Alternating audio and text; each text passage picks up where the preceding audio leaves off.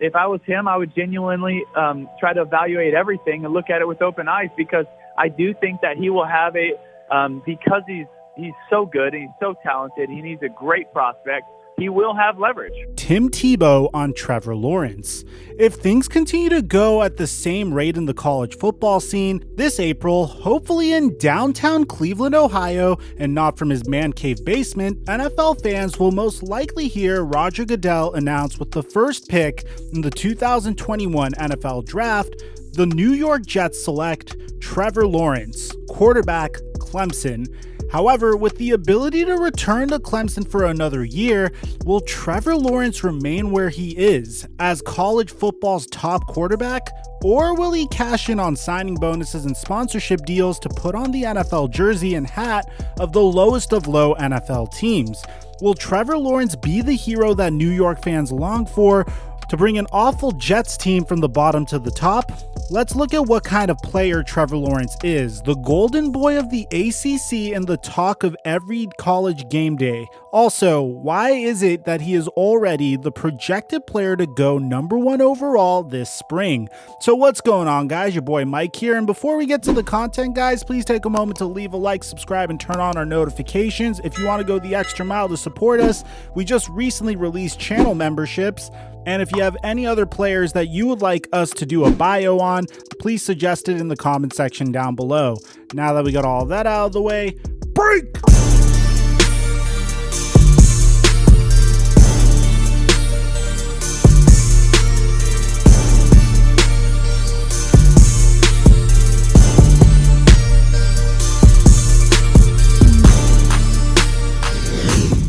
Trevor Lawrence is a 6'6" tall 21-year-old from Cartersville, Georgia, a manufacturing city of a little over 20,000 people that's known to draw tourists to its museums and archaeology sites located 75 miles northwest of Atlanta.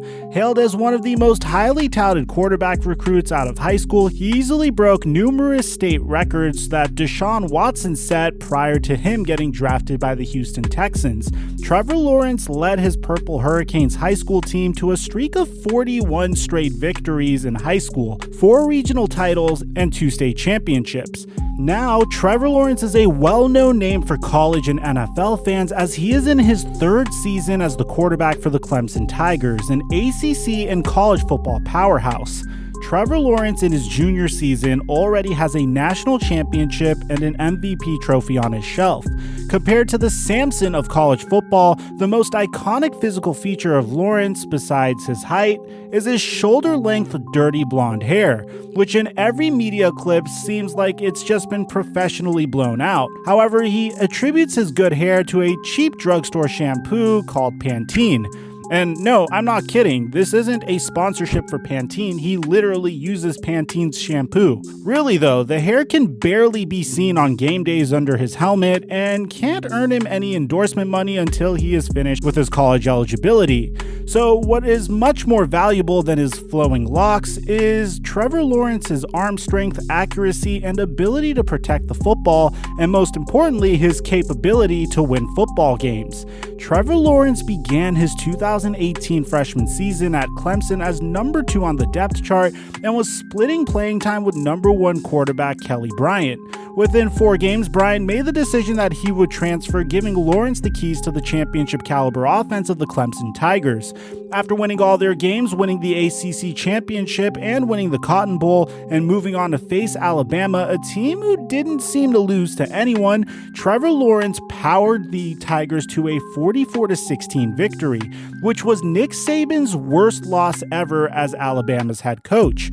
Naturally, Lawrence won the ACC Rookie of the Year award, was named National Freshman of the Year, and was the College Football Playoff National Championship Offensive Most Valuable Player. His true freshman stats of 30 passing touchdowns, 1 rushing touchdown, and 3,280 passing yards, in which he completed over 65% of them, pegged him as a top-tier collegiate quarterback and already an NFL prospect. Last season, Lawrence upped his completion percentage to just over 65%, tossed for 3,665 yards and 36 touchdowns. However, with 8 interceptions and a brutal loss to Joe Burrow's LSU team in the national title game, his sophomore campaign put him a little more on the scale, pointed to actual human than absolute football Superman. Of course, this 2020 football season is a very important one for Trevor in order to prove his doubters wrong. But this season has been anything but ordinary. Due to the pesky COVID-19 pandemic with an abbreviated season in all sports, and each week everyone associated with athletics holding their breath on whether a game will be played or not, it is hard to see the full picture of the strengths and weaknesses of any players, especially those considered elite. Good luck to the NFL scouting departments out there. Clemson didn't get a normal off-season training program and preseason practice schedule in, and they didn't play their first football game until September 12th. However, Clemson has been luckier than others to start the season anyway. In Clemson's season opener against Wake Forest, Trevor Lawrence did not disappoint as he completed 22 of 28 passes for 351 yards and 1 touchdown in the victory. The very next week against Citadel, which was a cupcake game for Clemson, Trevor Lawrence had more touchdowns than incompletions, notching 4 touchdowns and only 1 incompletion, and put up an impressive 88.9% completion percentage in the 49-0 rout. The first challenge of this season came on October 3rd against the University of Virginia, but Lawrence was ready, lowering his shoulder and rushing for 22 yards for a first down just seconds into the game. And thanks to his 3 touchdowns and going 25 for 38 for 329 passing yards and the support of a solid Clemson defense, the Tigers came out on top. On October 10th, Clemson faced the U, who were ranked number 7 in the country. It would be their first true test of the season. The Jets' personnel department's mouths started to water when Trevor Lawrence completed over 70% of his passes for 3 touchdowns and 292 yards in the 42-17 victory over the top 10 ranked Hurricanes. Through the first 4 games of the season, Lawrence had yet to throw an interception and was looking very NFL-worthy. The next week against Georgia Tech, Clemson's offense easily put up 73 points on the road as Lawrence had 404 passing yards and very impressively 5 touchdowns. That number of 5 touchdowns was a first for a Clemson quarterback since Deshaun Watson in 2016. Clemson scored the most points on the road since 1915 in that game. The many highlights included a touchdown that began with a fake pitch from Lawrence that basically froze the entire field, in which the quarterback found his tight end for a wide open seam route. Then just before the half, a perfection of a throw to within a 4-inch by 4-inch spot to find his tightly covered receiver in the back left corner of the end zone put a draft me number 1 stamp on his stat line. On October 24th against Syracuse, Trevor Lawrence led Clemson to another win, 47-21, a game in which he threw for 2 touchdowns and completed 27 of 43 passes. Lawrence did throw a pick 6, the first of his career, in that matchup against Syracuse. It was a game in which the Tigers were heavily favored, but had a hard time blowing the orange out of the water until later on in the second half. However, Clemson seemed to recently have a hard time overcoming the subpar Syracuse team. In 2018, Clemson actually lost at the Carrier Dome 23-27, but here is how Trevor Lawrence's interception played out. On a 1st and 10 with just over a minute left in the first half, Clemson was back at their own 12-yard line. Clemson receiver Amari Rodgers was wide open in the seam, a normal occurrence for the Tigers, but Lawrence's pass was picked off by a Syracuse freshman defensive back who returned it 39 yards for a touchdown. Trevor's throw wasn't the greatest, behind his receiver and off center, and the ball bounced off of Rodgers' hand right into the opposing defensive back's paws. That October 24th game would be the last we'd see of Trevor Lawrence due to some unfortunate circumstances until November 28th. On the Wednesday before Halloween, Trevor Lawrence tested positive for COVID-19, causing him to miss 2 games.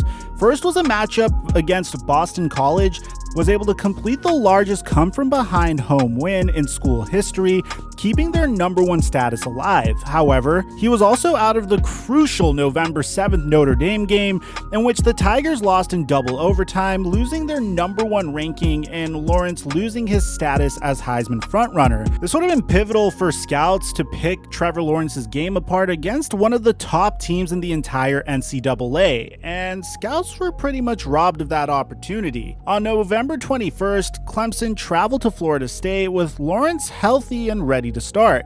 But the game would get canceled just 2 hours before kickoff after a Clemson player tested positive for COVID-19, and Florida State refused to play, which ended up being deemed controversial, especially by Clemson head coach Dabo Swinney, who made some attacks towards demanding his team receive a forfeit from the Seminoles, a true sign of the strange times we currently have in sports. That would leave Trevor Lawrence with 2 regular season games, and against the Pittsburgh Panthers, he absolutely dominated with 26 completions out of 37 attempts, throwing over 400 yards and 2 touchdowns and no interceptions. There's only 1 regular season game left against Virginia Tech for Trevor Lawrence to show the NFL what he's worth. More than likely, there will be postseason games, including a possible round 2 against Notre Dame, which everybody should be looking forward to. Even with this shortened and oddly unique season, all the writing on the wall says that the winless Jets will draft Lawrence #1 overall. That is, unless he announces a shocking revelation that he is staying at Clemson for a senior season, which everyone doubts he will say that he is staying, as he already has a national championship trophy from his freshman season, plus enough statistics to stay in the record books for some time. But this wouldn't be the first time a player has pulled off such a stunt. Back in 2011, Andrew Luck was destined to be chosen #1 overall by the Carolina Panthers, but he decided to return to Stanford for another season, eventually getting drafted by the Indianapolis Colts. There are rumors about Trevor Lawrence trying to do whatever it takes to avoid the Jets, because the Jets did spend a #3 overall pick on Sam Darnold 3 years ago, and it appears as though they have failed him so far. This is referred to as pulling a John Elway, because John Elway did a similar thing back in 1983, demanding that the Baltimore Colts trade him to a different team and he would not start for the Colts. More recently, Eli Manning also pulled off a similar stunt, which is the very first video we have on this channel. What if Eli Manning stayed with the San Diego Chargers? I'll leave a link to it in the end screen. More than likely, Trevor Lawrence will have to accept his fate, just like Joe Burrow did last year. Hopefully it doesn't turn out the same way for Lawrence as it did for Burrow, who is now on a long road to recovery after his knee was absolutely decimated due to a terrible offensive line that wasn't able to protect him at all in his rookie season. I guess Lawrence could hold on to the small hope that perhaps another team could swoop in with a trade that would save Trevor Lawrence putting on the green and white. But if you ask me, and I guess we're going to have to cover this in a separate video, the New York Jets might be the best place Trevor Lawrence could go to build a team around him. So why is Trevor Lawrence so revered as a prospect? Well, the truth is he really is a phenomenal football player who is able to escape when pressured and has a compact delivery. He allows him to adjust his arm angle very quickly and get the ball out even quicker, very similar to what Patrick Mahomes could do. He has been able to display his creativeness on designed quarterback runs and is pretty freaking fast. Trevor Lawrence is also not afraid to lower his shoulder on defenders, but is more likely to outrun the defense than to fight for extra yards. His completion percentage has been very good, but sometimes there are underthrown balls, and hopefully we will get to see him against Notre Dame for round 2 this postseason and see how he fares against the transcendent defense.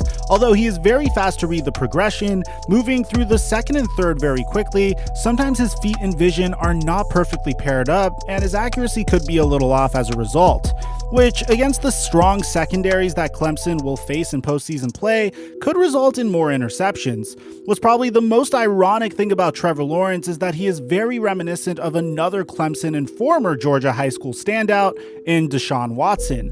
Lawrence is quite a bit taller than Watson, and both are able to make plays from inside and outside the pocket. They can quickly get the ball down the field and put up a winning drive in no time. Watson is better at sham moves to mislead an opponent, but Lawrence is faster in the straightaway. Being compared to Watson is pretty good for Trevor Lawrence, as Watson is holding his own in the NFL and just needs some more pieces around him to really shine. Unfortunately for Watson, it appears as though the Texans went the opposite way of doing that this past offseason, because now not only does he not have DeAndre Hopkins, but Bill O'Brien traded the future top 10 draft pick that they would be deserving of this year to the Miami Dolphins for Laramie Tunsil. So what's next for Trevor Lawrence? Every play of his will be critiqued and scrutinized, and every quote of his will be under a microscope. In October, Clemson coordinator Tony Elliott gushed about the way Lawrence handled the external noise about the future, saying he's really being present in the moment. He's fully comfortable where he is. He's embracing every opportunity that he gets to run out there, and he's not thinking about the future. He's just trying to hone in on being the best version of himself for his teammates. Meanwhile, everyone will be crossing their fingers that the college football season will actually be able to be completely played out, including the conference championships, college football championship, and national championship game. Most importantly, they hope that Trevor Lawrence will be the quarterback in those games.